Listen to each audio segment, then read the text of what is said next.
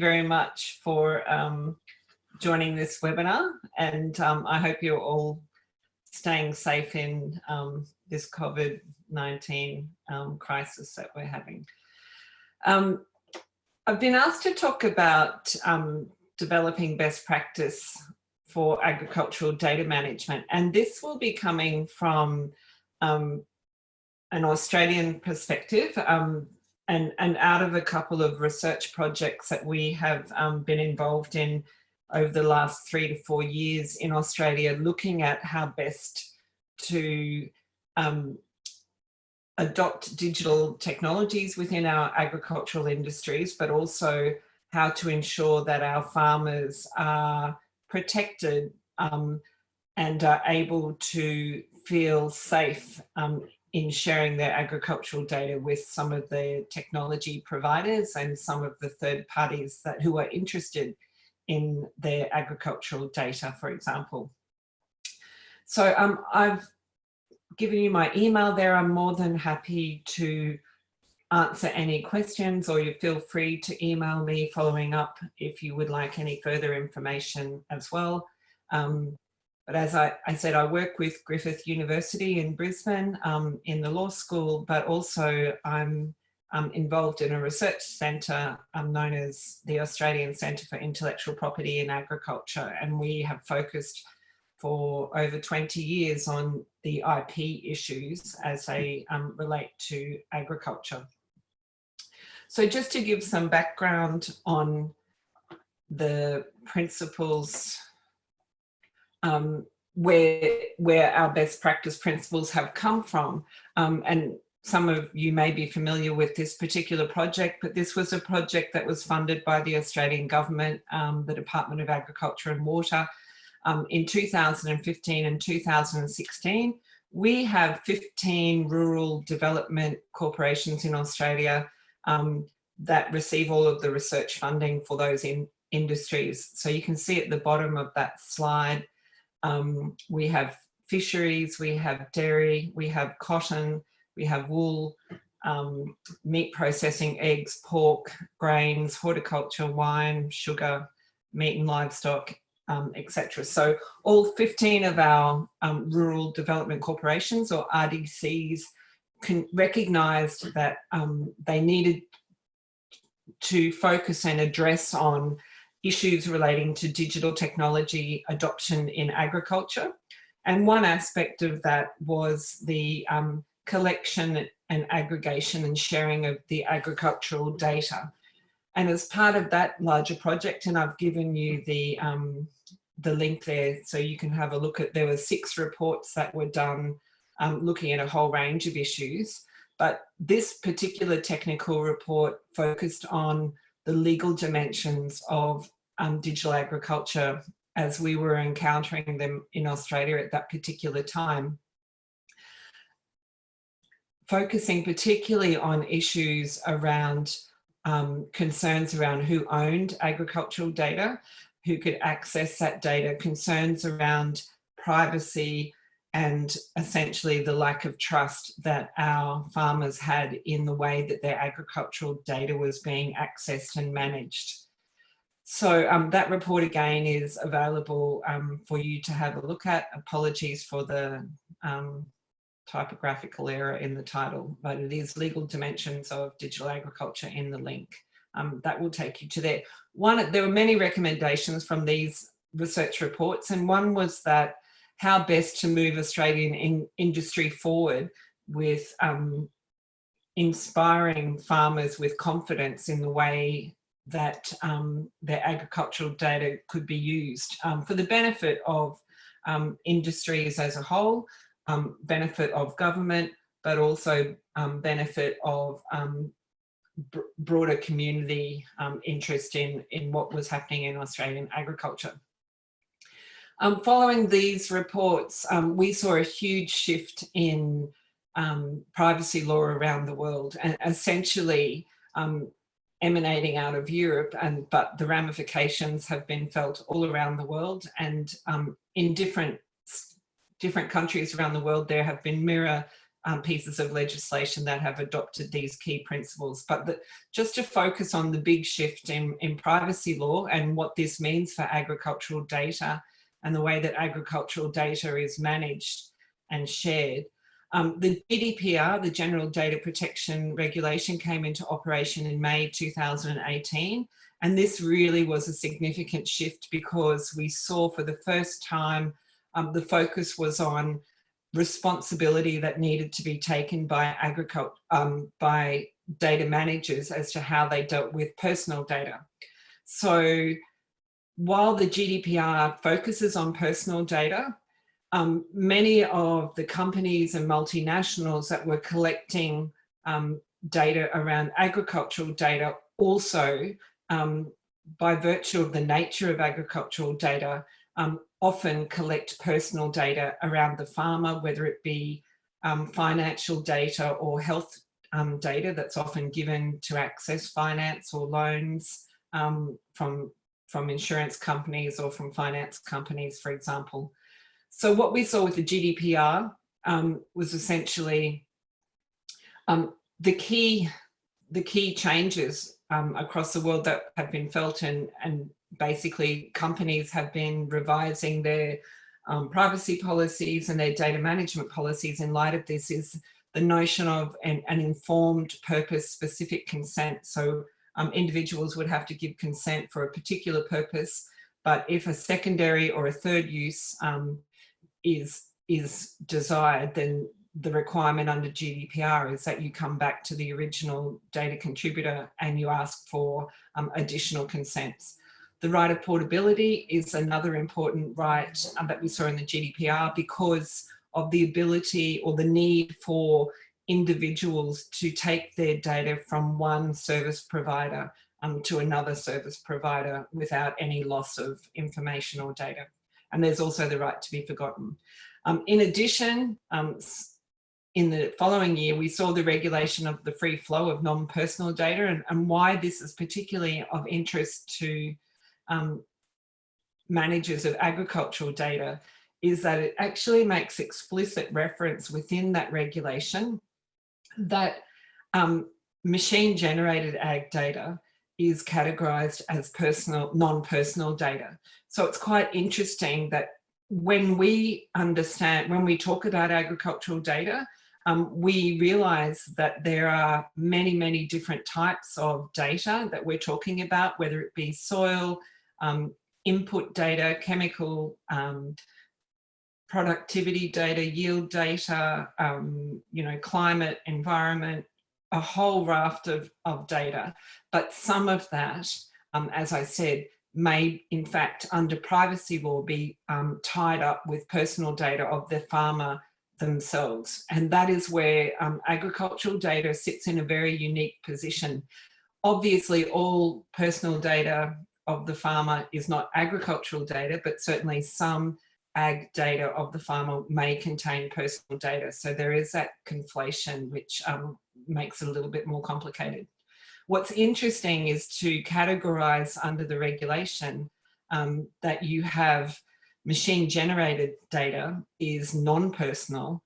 The issue now, when you have machinery and tractors and sensors located on individuals' farms, and that data can be GPS located down to a specific spot on a specific farm, there is argument or concern that that can readily identify an individual. So some machine-generated data, when it's GPS located machinery, then it's arguably, it could potentially be personal data, but the regulation makes clear that that's not how it's going to be treated essentially in Europe.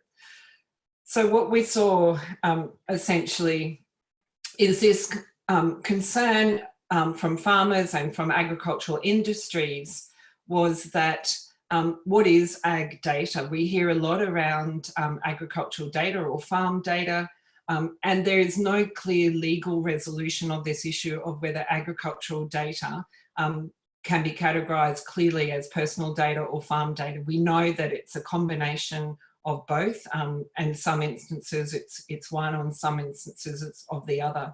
I thought it might be interesting that The Australian Government Productivity Commission actually had an inquiry into data availability and use.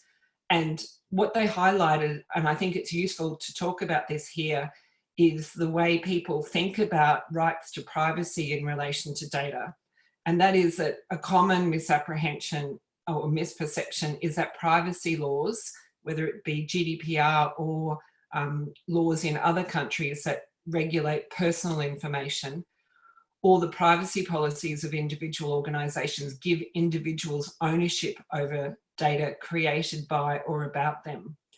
Unfortunately, as we know, privacy legislation, which is really the tool that most countries use to protect individuals or give individuals some control over data, regulates how their personal information is collected, used and disclosed, not so much information that is generated about them. So this is kind of the issue when we're talking about agricultural data and how farmers feel about their data. In the earlier report, this Legal Dimensions of Digital Agriculture, we did a detailed survey, which is available as well, of 1,000 farmers in Australia across all industries from all different regions within Australia about their attitudes to data sharing. And a lot of their concerns were around the fact that they were not aware, of who had their data in the first place, particularly where dealing with international data aggregators, but also who those data aggregators were sharing their ag data with. So the third-party service providers, often we saw an on-sharing without any knowledge of the farmer themselves. So there was quite a high level of mistrust around some of the data aggregators because they were not, farmers were not aware of their data management practices. So essentially, this whole issue of what agricultural data is personal data is not clear, and every policy that I've looked at of agricultural technology providers, it's not very clear either from the corporations' perspectives as to how they're treating agricultural data. So in many cases, the companies will have a privacy policy, and that privacy policy will deal with personal data, and it will comply with the GDPR or a number of other privacy laws, depending on which country you're based in. So what we don't see is data management policies that focus specifically on agricultural data. And this is the other data that may not be personal data. So we're talking animal health, soil, climate, agronomic data, or, you know, biosecurity data, for example. So there is this kind of mismatch in a lot of the agricultural technology providers' contracts around, they refer to their privacy policies, but we know that their privacy policies by and large deal with personal data. But we're not seeing a mirror image within their data management practices around how agricultural data of the farmer will be managed. And so this was something that we tried to address in Australia by a second research project. As I said, many companies brought themselves into line with the GDPR, introducing consent provisions. But as I said, this really is only relevant for personal data. So when we were looking at how should agricultural data be managed, we had a secondary kind of research project, and we worked with a handful, 10 out of our 15 industries, to develop some principles that would give guidance to the industries themselves, but also that could be used by the farmers to feel confident that the people that they were engaging with provision of services and digital technologies had some awareness of those areas around concern that they had. So essentially, and you can see that growing a digital future in agriculture, which, as I said, is Australian focused. But these principles that we developed in terms of best practice, I'll see if I can take you to the web page, if that, okay, it's not going to work. Sorry, if you can take that, you can go there yourself. Essentially what we've done is set up a raft of kind of high level terms, areas of contention that we identified through the research where farmers were concerned that agricultural data aggregators were not addressing in any of their policies or their license agreements. So in terms of what we addressed was essentially trying to ensure that the terms of any data management policies were transparent to farmers. And this means that they weren't hidden on a website, that due notice of these terms were given to farmers at the point of sale, of delivery of the device or the technology. If there were provisions around consent, it had to be made clear that it was a one-off purpose-specific consent and that no secondary uses would be able to be made unless the technology provider came back to the original contributor and sought permission in those instances. The other fundamental important area that our farmers were concerned about was where their data was going and who it was being shared with. They wanted the ability to move their data, so a right of portability, to move their data from one service provider to another without any penalty or without loss of data. We heard a lot of stories of when trying to shift data from one company to another company that they could only get 3 years of data or 12 months of data. And in some cases it wasn't, it was hard copy data, it wasn't even in a digital form. So there were limitations on their ability to move data in and out of different companies. So once you began with one company, you were essentially locked in, which raises significant competition issues. Other farmers were also kind of aware of the fact that in some cases they were unable to remove their data from certain systems once they ceased a certain service provision. So all of these issues, if they are dealt with at the commencement of a relationship, a commercial relationship, can be addressed, and the parties are in a situation where they understand how that business relationship is going to go forward. Most of the time, from the survey and the information that we were receiving from our farmers within our industries, that they had no knowledge of any of these provisions, whether they could move their data, could they exit agreements, and was their data being shared with third parties without their knowledge, for example. So these were all the matters that we addressed in our best practice principles for Australian agricultural data managers. What we're really conscious of is the fact that we understand that there is a global push for open access to agricultural data, and that many of the philanthropic funders require open access to ag data, and governments are similarly taking that same approach. What we're trying to work with industry is to recognise, before you can open data and make it available for the industry or for a broader community, you have to understand what data you have in terms of what data is able to be shared and what data is not able to be shared. And it comes back to that divide between what is personal data and what is agricultural data.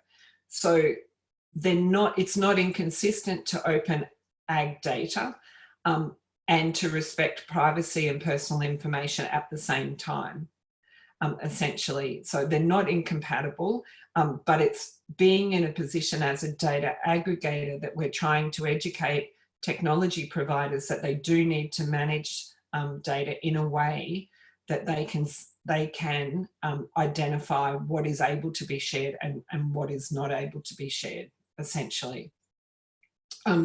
So I'm sorry I haven't been able to share the actual principles themselves, but you can access those yourselves. But essentially that is what we have tried to do with our industry now.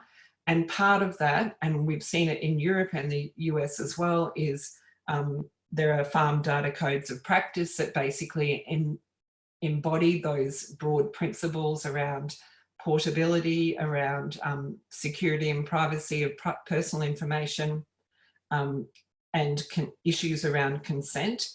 We recently in Australia here in February have a draft farm data code that attempts to provide guidance to industry and to farmers about what best practice looks like in terms of agricultural data management. That's open for consultation at the moment. So there's a 6-month window where our National Farmers Federation is seeking feedback on that, because obviously with every ag data code, none of them are perfect and there's always room for improvement. So what's really important, as we've recognised, is the need for feedback on how the code is working and ability to improve the code through working on that feedback and recognising what industry needs.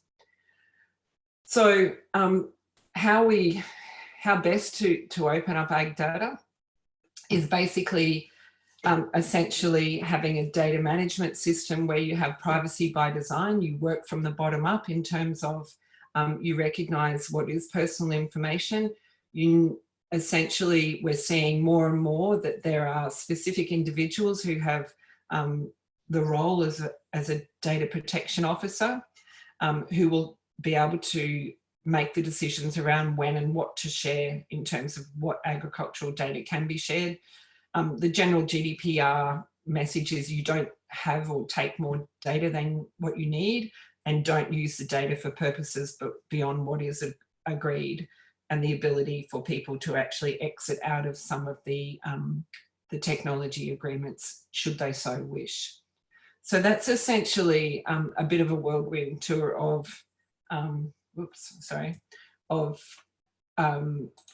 the way in which we've developed our principles. I think I'm more than happy to take questions, given that I wasn't able to share them with you. So I'll stop sharing. Okay, thank you very much, Leanne. If anyone has any questions, I will give you the ability to use your microphone so you can ask your question.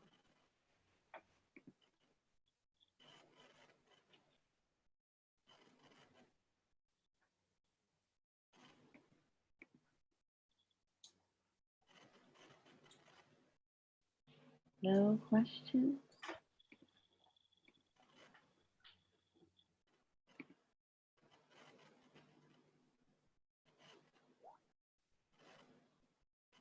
You can also chat your questions if you don't want to ask out loud.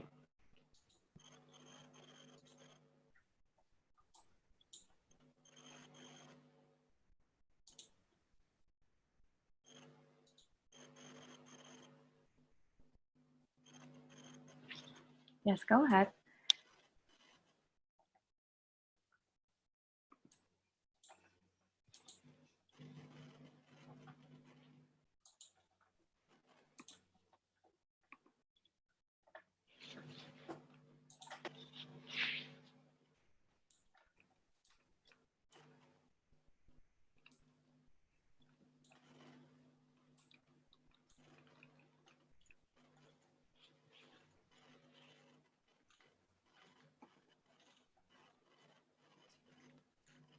And I'm happy to supply the slides as well. Okay, that would be great.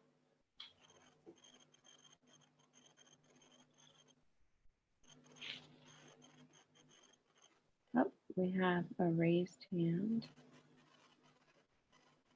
So you should now have the ability to unmute yourself if you'd like to ask your question out loud.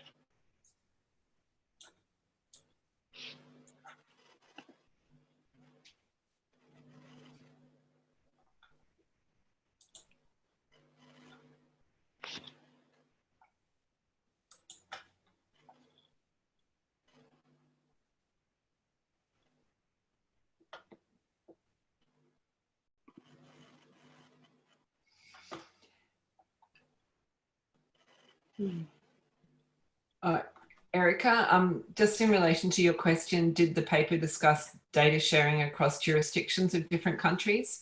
No, it is Australian focused, but we recognise that at the end of the day, when you're talking around data sharing, even when you're dealing with multinational organisations, there will always be what we call a choice of law clause from that corporation or from that business, where they choose a particular jurisdiction which will govern their contract. So many of the data licenses, they actually have a home jurisdiction. So even though data sharing happens across countries, when you're dealing with a particular technology provider, that data will be managed by one country's laws, essentially.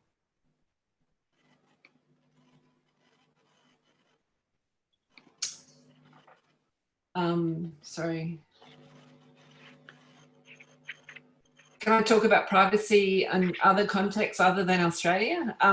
Certainly, you know, privacy laws around the world pretty much take a similar approach, and that is that general divide between privacy law generally only protects personal information.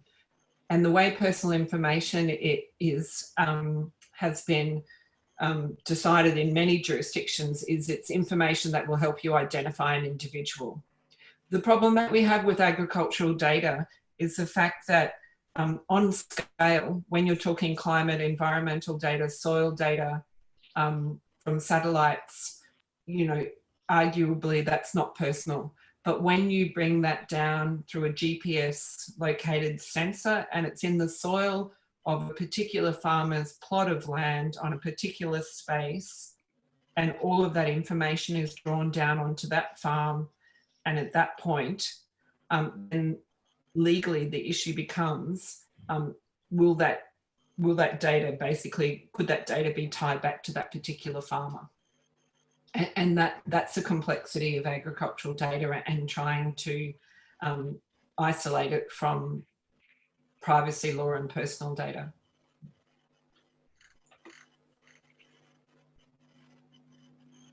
How much does incorporation of a data protection officer instill trust? I think many of the farmers feel as though if they have a point of contact within an organisation that they can talk through their concerns about data management, that certainly is something that builds trust in farmers, that they can have someone to ask questions and someone who's familiar with the way in which that particular business or company deals with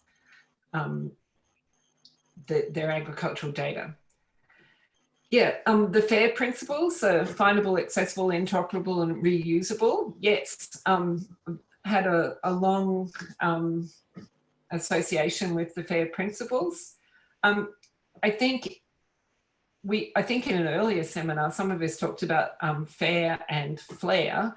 When we talk about findable and accessible, the legal accessibility and rights to access data comes under that kind of broad umbrella. So we're talking about, can you access the data? You can only access data that's legally able to be accessed. And that is where I would argue that all these principles around privacy law sit within the FAIR principles, is that it's not only a technological access issue, but it needs to be thought of as a legal access issue as well, because not all data can be shared.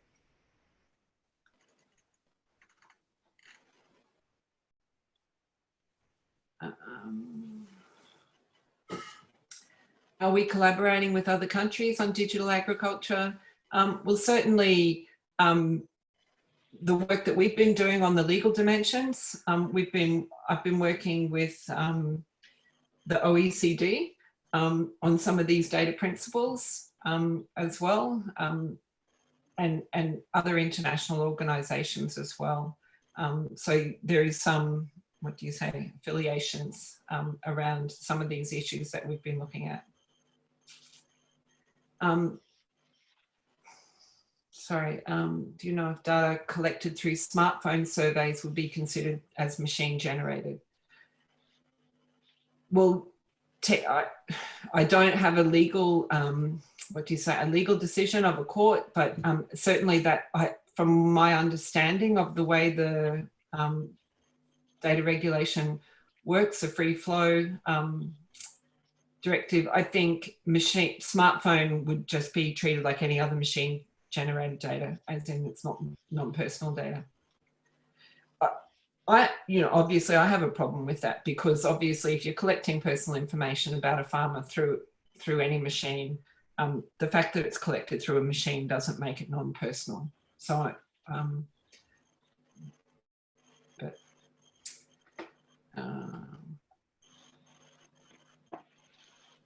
is it possible to provide international valid licenses to ag data?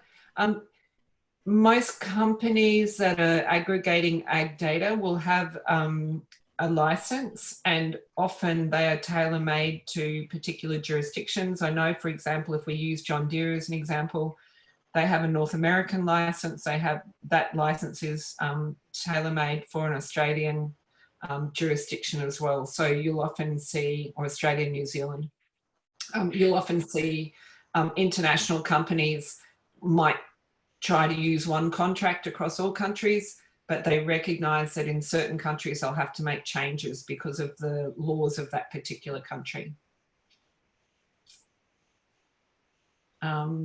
Which sectors have the most open data actors and how are they empowered? In terms of open data, many industries are really success stories for opening data. Every industry still has this issue around privacy laws. So whether it's mining, health, agriculture, whatever sector you're looking at, privacy law basically will require that privacy law of the country needs to be respected.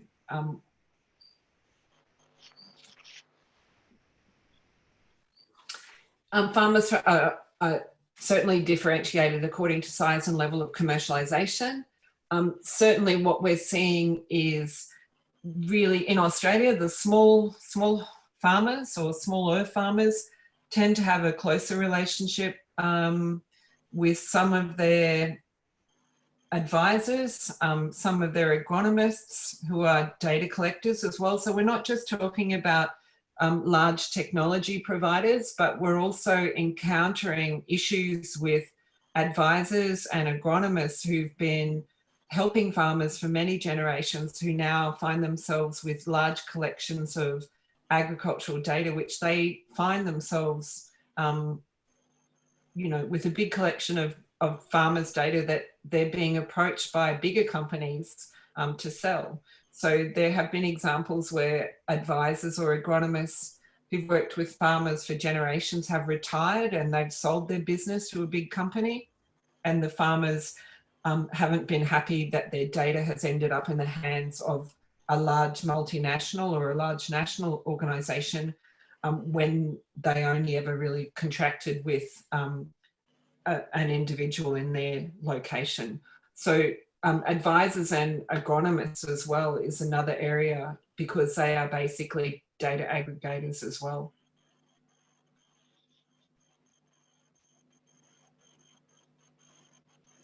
What are some of the best examples that demonstrate the benefit of farmers making their data available to be linked to other data for better decision making? Look, there's many examples of in terms of improved nitrogen use, improved yield predictions, improved quality of cropping, etc. There's many at a small cooperative level, There's many industry examples. How well they're documented, I know anecdotally there's lots of good examples, but I haven't really seen many, what do you say, successful stories published or made available in that way. But I'm sure, Helen, certainly within the Australian industry, each of the RDCs would certainly have, you know, success stories of where data sharing has helped the industry and the farmers themselves as well. Sorry if I've missed some questions, I think. No, I think that's okay. Oh, there's one more. What are some of the methods used to incentivize farmers' provision of data? We've seen discount on services, for example, provision of services, provision of advice. So, and the sharing of benchmarking data, for example. So some farmers who give their data into a cooperative model or who share it with other farmers will get the benefit of a benchmarking report, so they can see where improvements have been made by other people and they can learn from that. You know, there's lots of methods used to incentivize, but what we have seen is that farmers that they basically just want to be told exactly how their data is going to be used, and then they will feel more confident in entering data sharing arrangements, and they can make a judgment as to what is a proper incentive for sharing. Sorry, did access to private data once relate to skepticism linked to technological access? Yeah, look, certainly the technological accessibility issue is a really significant one when you're looking at data, but I think what has been forgotten in the kind of focus on the technological access is this legal access about whether you can or you should be able to access certain data.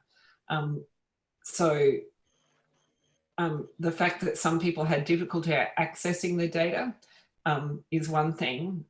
It's a question of how that data is being stored and managed at the other end, and whether the data is in a form. What we're seeing is, with the GDPR in Australia, we're seeing it too, is things like a consumer data right. We're talking about it in Australia, where, you know, for a data manager to be able to give data back to an individual, they have to know what data they have to start with and what data essentially is personal data. So it makes it a very complex responsibility to hold data. And that's a big shift, because in the past there was this general kind of sponge that everyone was grabbing as much ag data as they can, because there was no no responsibility for the way in which it's managed. And I think the last couple of years has highlighted how important it is that the data, people who are holding data have to hold it in a responsible way and manage it appropriately.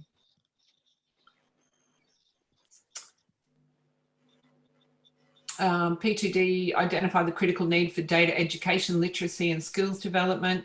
Yeah, that's still an ongoing conversation, Helen. You know, it's all about probably funding for those kind of workshops and training. The farm data code is one step in that direction. Certainly, I think, you know, in terms of priorities at the moment, particularly in 2020, and with the drought and the floods and everything else that we've had, there's really been probably a bit of a refocusing that's happened. How different expertise of agriculture, like agronomy, horticulture, entomology, pathology, are linked for data with farmers and other stakeholders? That's a very good question.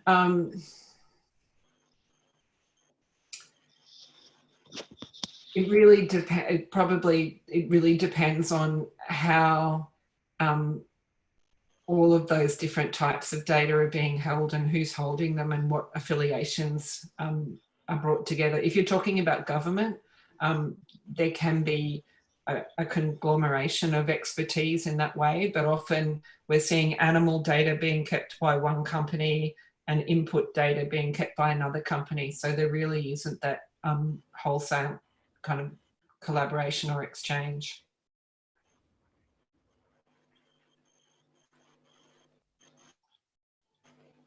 Okay, thank you. Oh, there's one more. We'll make this the Okay, Robert Reed, in Australia, our last farmers... question for you, Leanne. Sure, sure. Are farmers given a guided tour of the data collection deposit aggregation system, or is there no transparency? Will this help with... look, to be honest, at present, the Farm Data Code is our attempt to try and get companies to be more forthcoming with what their terms are.